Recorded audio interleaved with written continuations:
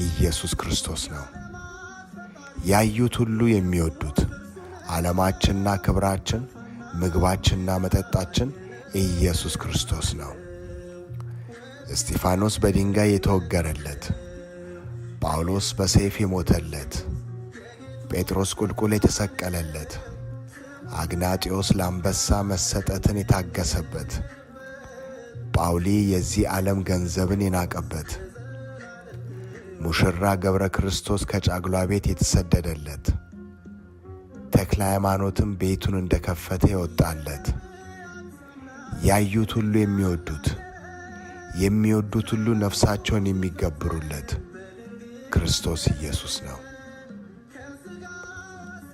በእርግጥም እንደተጻፈ የዓለም ምጥ ክርስቶስን ማስነቀፍ ሲሆን የወንጌል ምጥ ደግሞ ክርስቶስን ማስፈቀር ነው።